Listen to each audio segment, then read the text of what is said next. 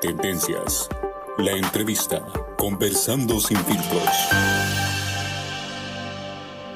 Muy buenos días. Al fin llegó el viernes, un viernes más para disfrutar con la familia. Se vienen muchas actividades este fin de semana. Creo que es la final de el fútbol nacional en el Mágico González, que va a tener un aparataje muy importante. Ya, por cierto, han dado a conocer un dispositivo para que lo tomen en cuenta. A partir de mañana a las 6 de la mañana va a haber un dispositivo ahí cerca del Estadio Mágico González para que usted lo tome en cuenta y no se vaya a tener ninguna sorpresa. Qué gusto poder encontrarnos a través de este espacio Tendencias o Entrevista, en Tendencias Sin Filtro, la entrevista sin filtro que siempre le traemos con temas interesantes, temas del día a día de nuestro país y también el mundo. Comenzamos y siempre un saludo muy especial para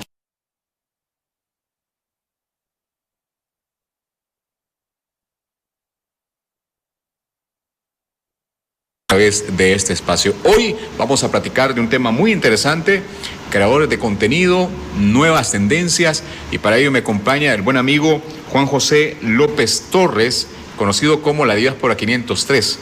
Un gusto, buenos días. Gracias, muy amable, y gracias por la participación. Espero que la emisión de pensamiento de este generador de contenido aporte a la toma de decisiones de las personas. A mí me apasionan estos temas, José o Juan, ¿cómo te... Juanjo, a mí me apasionan estos temas, Juanjo, porque es un desafío para los periodistas. Contanos un poco de tu carrera. Tú eres un periodista profesional. Contanos un poco de vos. Sí, por supuesto. Bueno, yo estudié periodismo en la UCA, luego tuve la oportunidad de integrarme a la prensa gráfica, fui parte de ese medio de comunicación durante 10 años y ahora pues ya sumo 25 años de experiencia como periodista en varios medios regionales e internacionales. Y luego, dado que el periodismo en realidad nace, la generación de contenido por allá del 2014, el concepto de periodista móvil empieza ahí. Entonces, obviamente que al ser incipiente y no haber los recursos ni tecnológicos ni digitales, pues era un poquito más complejo. Sin embargo, hoy podemos hacerlo casi desde cualquier lado, a cualquier hora, debido a que los recursos están disponibles. Y también esto se vino a proliferar más, si se quiere ver de esa manera, partiendo de la pandemia. Sí, por supuesto, la pandemia fue determinante para abrir la ventana, abrir la puerta de los individuos naturales, no periodistas, que encontraron una manera de canalizar el encierro y luego vieron que había una posibilidad de no solamente exponerse y ser creativos, sino también encontrar un modelo de negocios. Ahora, si bien es cierto, esta tendencia comenzó en ese tiempo y ahí se derivaron una cantidad, porque hablar y decir creador de contenido, cualquiera, ¿no? Pero hay que también segmentar qué tipo de contenido. Sí, por supuesto. Bien, en realidad en el fondo todos somos generadores de contenido. Desde el hecho que tenemos un dispositivo y conexión a redes sociales y posteamos una foto o un pensamiento como me estoy tomando un café, eso ya es generación de contenido. Pero también hay un aspecto que es esencial, es la responsabilidad de la generación de contenido cuando tiene un propósito informativo, crítico, de opinión, etcétera, etcétera. Ahora, si bien es cierto, de ese tiempo, ¿no? Los creadores de contenido se volvieron como una nueva estafeta, ¿no? Una nueva, o de manera de, diría yo, otra manera de consumir información. Sí, por supuesto. Y eso tiene una explicación muy sencilla. En primer lugar, la disponibilidad de la tecnología y el Internet y los cambios justamente de comportamiento de las personas. Vivimos en la sociedad de las 24 horas, vivimos en la sociedad de la doble o triple pantalla, que no es nuevo, por cierto. Y luego la pandemia acentuó una problemática en temas de salud, el insomnio, ¿verdad? Porque al estar tanto tiempo encerrados, pues te aburrías de estar en casa. Entonces, la accesibilidad a la tecnología ha permitido de que los generadores de contenido nos volvamos, si no complemento, por lo menos una alternativa a el medio de comunicación tradicional. Ahora, si bien es cierto, pero a mí me gustaría tal vez diferenciar, Juanjo, el hecho de que tus raíces, tú eres periodista. Sí. Tú eres periodista, pero hay una cantidad hoy en día, y comenzamos a enumerar, comenzamos a buscar en YouTube, comenzamos a buscar en TikTok, que quizás son las plataformas un poco que la gente ahora, hoy por hoy consume más. Sí. Vamos a ver una cantidad de gente que no tiene esa formación, pero sí se toma la tarea de informar. Por supuesto. Pero de cierta manera, aquí hay que ver también qué tipo de información consumimos. Así es. Sí, claro. Bueno, si nos vamos a la parte esencial del individuo en El Salvador, es un derecho constitucional la emisión de pensamiento. Está contemplado en la Constitución. Pero acá viene la otra parte que acabamos de mencionar, la responsabilidad al momento de emitir el pensamiento. Y está bien, por ejemplo, yo siempre digo, está bien disentir, pero hay que hacerlo de manera justificada. Cuando se acaban los argumentos y comienzan las altisonancias, las malas palabras, los ataques, las injurias, etcétera, etcétera, eso ya deja de ser un producto informativo y se convierte en una opinión pública. Entonces, lo que ha habido es una proliferación de opinión pública, no necesariamente informativa en sí misma, ¿verdad? Porque la diferencia entre un generador de contenido y un periodista es la profundidad, claro, la investigación, la responsabilidad al momento de afirmar o asegurar algo. Te pongo un ejemplo. Yo documenté parte de la liberación de los espacios públicos en el centro histórico. Y alguien decía, y lo más grave es que no hay empleo. Entonces yo le digo, dame por favor cuál es el último registro porcentual de desempleo en El Salvador. No lo sabía. No lo sabía. Entonces, si bien hay muchas personas que están generando contenido, no tienen esa profundidad periodística y por lo tanto suelen caer en yerros al emitir una opinión.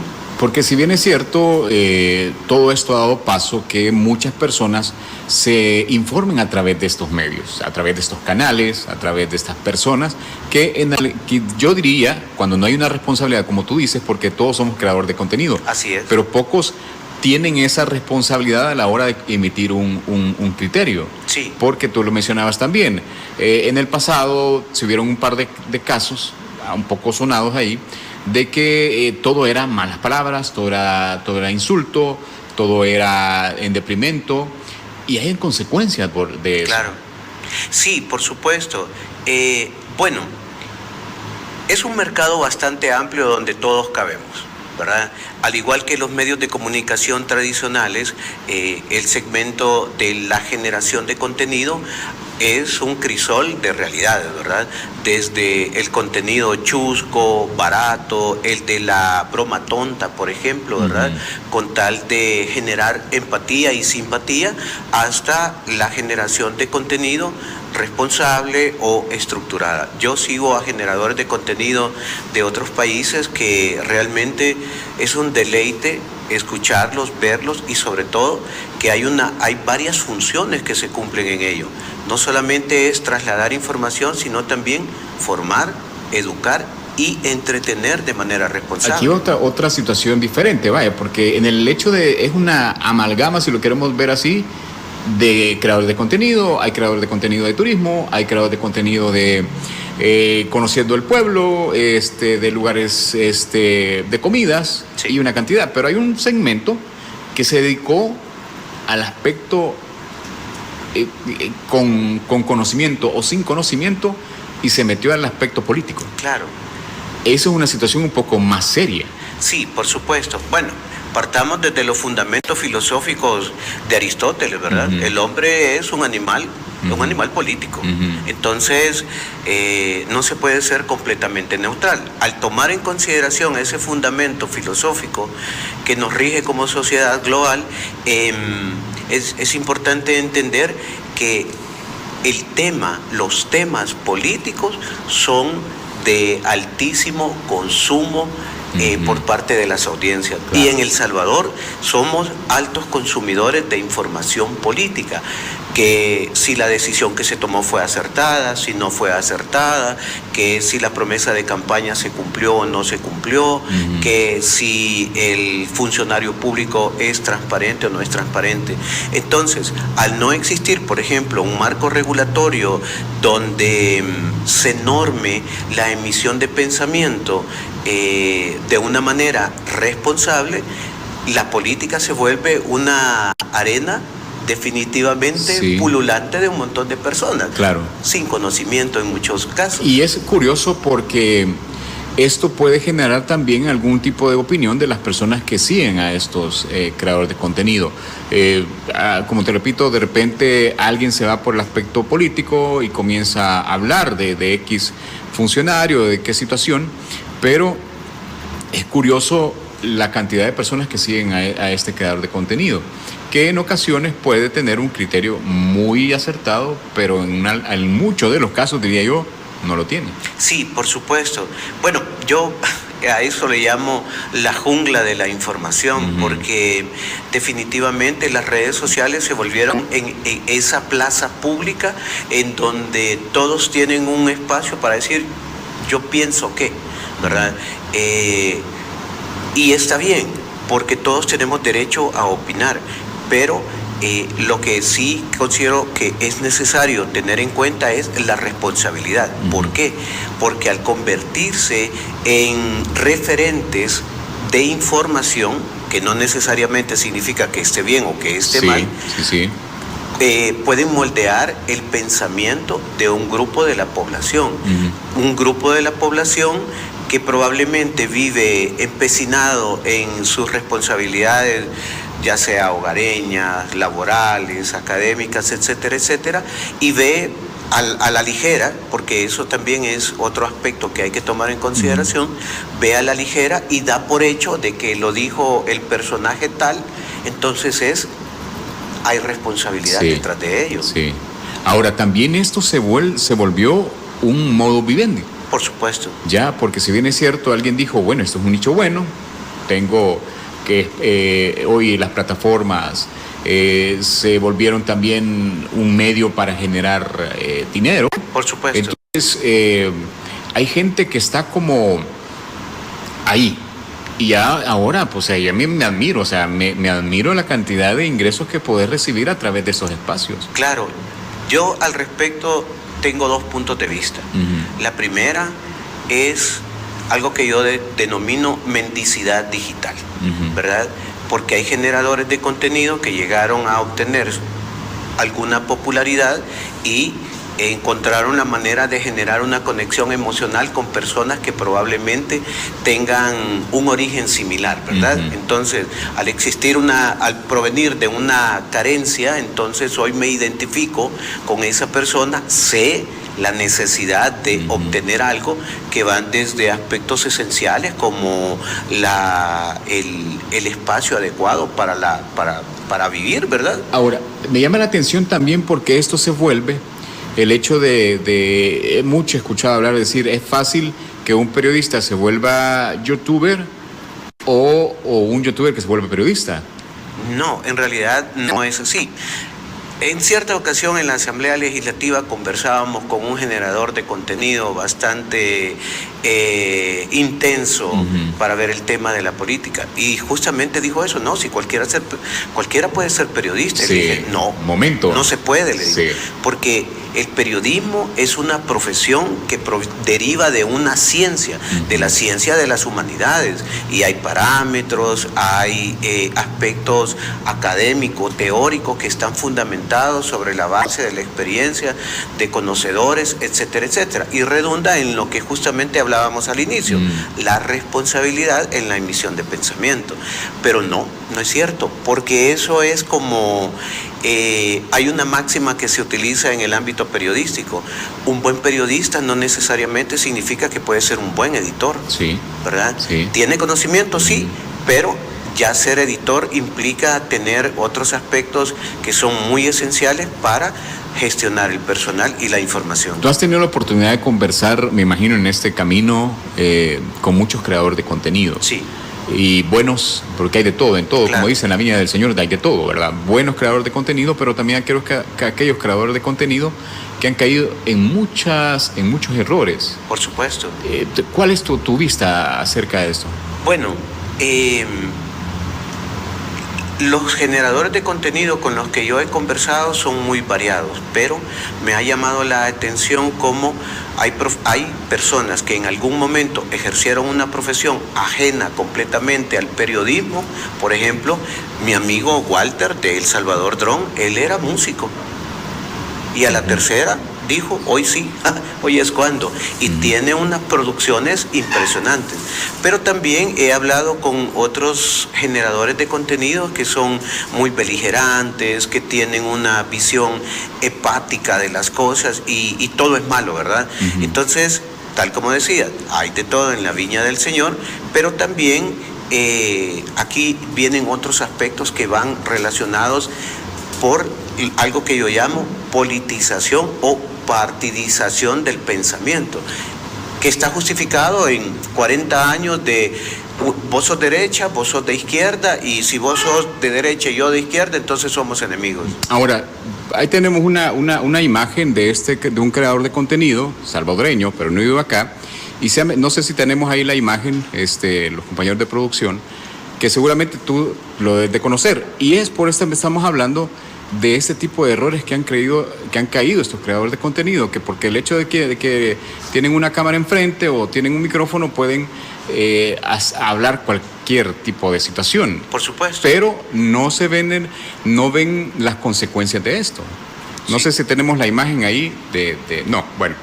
Pero el loquillo periquillo, Ajá. ¿verdad? Sí. Una persona que ha tenido varias situaciones que, por eso, ahí está, que por cierto la fiscalía ya lo condenó. Entonces, esas situaciones que muchos de estos creadores de contenido no sopesaron cuando comenzaron y es el error que han caído muchos. Por supuesto, y ahí volvemos a retomar el tema de la normativa. Es decir, todos tenemos derecho a expresarnos, pero también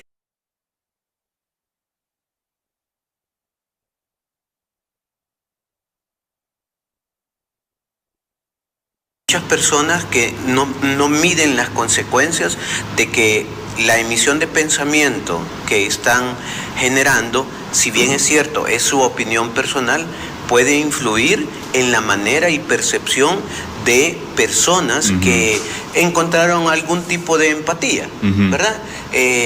Entonces, ahora, esto me parece sienta un precedente porque ya no se trata solamente de un aspecto local, sino que también tiene una jurisdicción internacional, lo cual implica no censura, ojo, que hay que diferenciar la censura de la aplicación de la ley, sí, ¿verdad? Porque, reitero, emitir el pensamiento todos podemos hacerlo, todos debemos ser responsables, pero cuando ya llega a la beligerancia, a la acusación falsa, a la injuria, que son delitos contemplados en nuestra normativa legal, sienta un precedente porque la ley, el brazo de la ley es largo y llega hasta donde tiene que llegar. Ahora, si bien es cierto también toda esta amalgama, como mencionamos, es un reto también para los medios tradicionales, porque yo recuerdo cuando comenzó todo este boom de las plataformas y los creadores de contenido, desde la Asamblea Legislativa antes no se les daba ese espacio. Claro. En un momento sí se les dio ese espacio y para que ellos llegaran y documentaran todo, pero por esa falta, como te estábamos mencionando, la falta de criterio periodístico, de repente, como eran vistas, todo esto comenzó a ser menos atractivo para ellos. Por supuesto.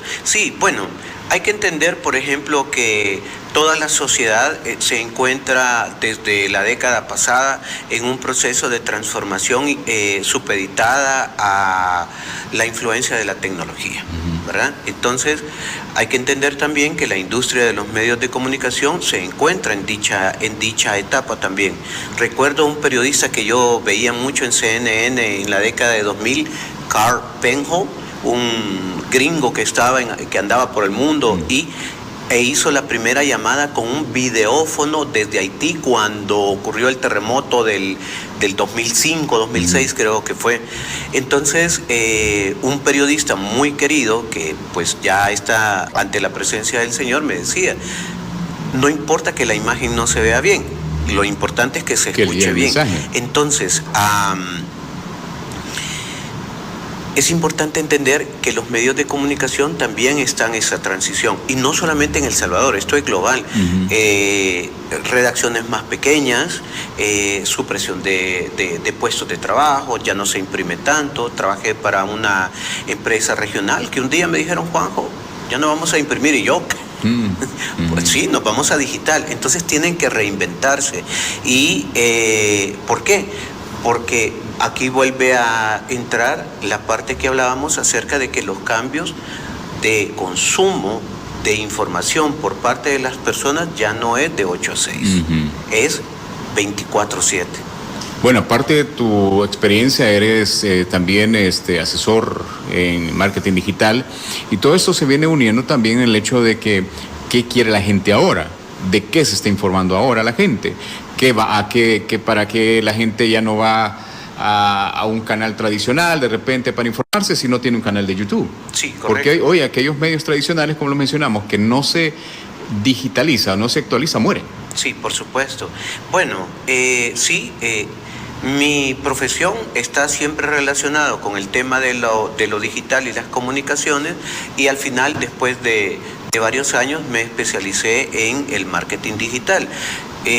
Pues yo lo que hago es ayudarle a los clientes a entender a sus audiencias, ¿verdad? Pasar de yo creo que esto va a funcionar a con estadística, decirles, no, mire, no es así, ¿verdad? Pasar de, no, es que estos colores son más bonitos, a entender, a explicarle que las personas reaccionan a estímulos visuales, y que pues de repente un rojo como que no es el más adecuado, pero sí un fucsia, por poner un ejemplo. Y en ese mismo tránsito, los medios de comunicación tradicionales les agarró la tarde. Les agarró la tarde, porque los proyectos de generación de contenido digital en principio nacieron como réplicas del impreso, por ejemplo, o de la edición del audio, los radios, o de la edición de televisión, como ahí lo vamos a ir guardando, ¿verdad? Y a pesar de que ya tenemos como casi 20 años de estar en esa dinámica de que los medios se digitalizaron, todavía desde mi punto de vista personal existe un poco entendimiento de las audiencias. Hay medios de comunicación que tienen la fortaleza económica, institucional, de personal, que sí lo entendieron muy bien. Son los medios de comunicación tradicionales que ya todos conocemos. Pero hay otros que siguen pensando de manera local, ¿verdad? Cuando en realidad vivimos en una sociedad altamente globalizada, y lo que pasa aquí repercute en todos lados. Y eso también, para hablar un poco del aspecto periodístico, también dio paso en este aspecto digital de crear otro tipo de medios. Por ejemplo, están los periódicos digitales que se han posicionado, bueno, ya independientes, algunos periodistas independientes también, claro, que en algún momento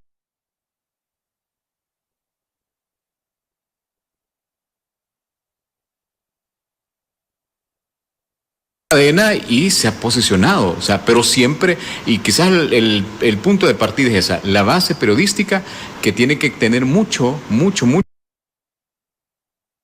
en algún momento, insisto, el hecho de que alguien sin criterio propio y un criterio profesional puede caer en una cantidad de errores. Por supuesto. Vaya, Tucker Carlson es un ejemplo interesante, porque él es muy acucioso, él es muy incisivo, él tiene una retórica bastante energética, pero eso no lo convierte en una persona irresponsable como periodista. Lo que pasa es que es un tipo intenso, él se apasiona con lo que hace, pero eso no significa que no haya responsabilidad en la generación de contenido que él realice. Y eso ha pasado con muchos periodistas. Yo conozco a muchos, por ejemplo, en Guatemala, que por distintas razones tuvieron que salir de los medios de comunicación. Hay dos chicos que, uno de ellos yo lo conozco, digamos que no es mi amigo, pero nos llevamos muy bien, ¿verdad? Es un chico de un medio de comunicación que se llama Vox Populi, buenísimo, buenísimo. Está, por ejemplo, el Bencho GT, que estaba en un medio de comunicación muy importante, muy sólido. Por la razón que sea, ya no forma parte de dicho medio y hoy ha acumulado un caudal de presencia, porque como periodista él siempre fue muy responsable, siempre fue muy veraz, muy acucioso con lo que decía. Entonces, sí, los medios de comunicación en este proceso de migración hacia lo digital fueron esencial para muchos de nosotros que venimos de escuelas de periodismo muy serias, con mucha mística, y que en el camino nos hemos reinventado por una u otra razón, por seguir ejerciendo una función social de informar o por encontrar un modelo de negocio que ahora nos permita tener esa autosostenibilidad financiera. Ahora, ¿cómo sería el consejo? Porque en la sociedad que vivimos hoy por hoy, del mundo digitalizado, ¿verdad? Donde es muy fácil a alguien ir a una plataforma que consume. Porque incluso yo he visto personas adultas que de repente han llegado y me dicen, mire, fíjese que está pasando esto en este momento. Claro. Un accidente. Le digo, no, mire, este es un video de hace 3 semanas. Claro. Sí. Recordemos que desde hace, no sé, unos 6, 7 años empezamos a incluir en nuestro vocabulario las fake news, las noticias falsas. Incluso fue objeto de estudio por entidades muy importantes como el Centro Knight para el periodismo, que está en Austin, Texas. Es una entidad, es una autoridad de la gestión de información y el ámbito periodístico a escala global. Y es realmente un trabajo de hormiga, literalmente, porque por un lado, al no existir una responsabilidad de quienes generan ese tipo de contenido o lo hacen circular sin contexto ni nada por el estilo. Te pongo un ejemplo. Hace 2 semanas, creo, me escribió una seguidora y me dice, Juanjo, mire, está haciendo la erupción el volcán de San Salvador. Mire, aquí está el video. Y yo, no, espérese, le digo. Eso fue un video que lo emitieron en 2022 y sirvió para ilustrar cómo habría sido la erupción en el siglo pasado. Sí, que es cierto, pero anteriormente sí se dio una difusión bien fuerte en relación a eso. Exactamente. Entonces, ¿qué nos toca? ¿Qué nos toca? Hay, primero, los generadores de contenidos tenemos que ser responsables con la información que distribuimos. Segundo, cumplir un rol educativo. ¿Por qué?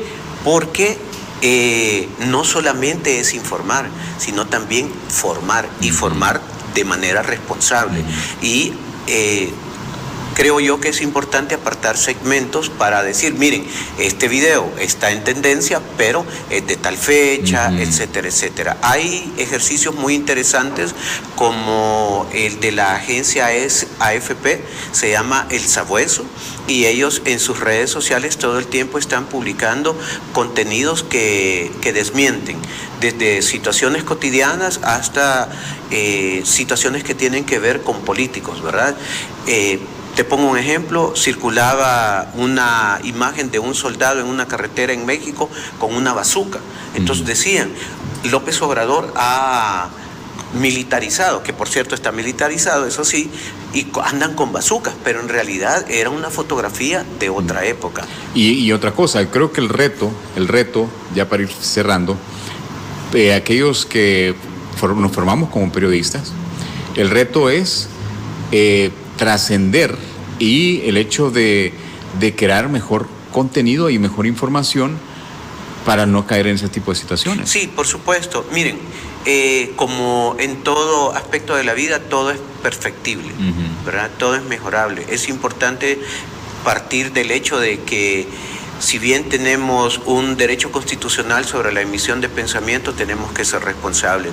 Y para ser responsables es importante estar formados, autoformados o educados y conscientes de que lo que decimos o no decimos puede generar una repercusión en nuestras audiencias. Juanjo, agradecerte el tiempo rápido y obviamente esta plática para platicar más adelante. Agradecerte. Por supuesto, muchísimas gracias por la invitación y bueno, por favor, sigan en sintonía de este importante segmento que tiene mucho contenido importante por distribuir.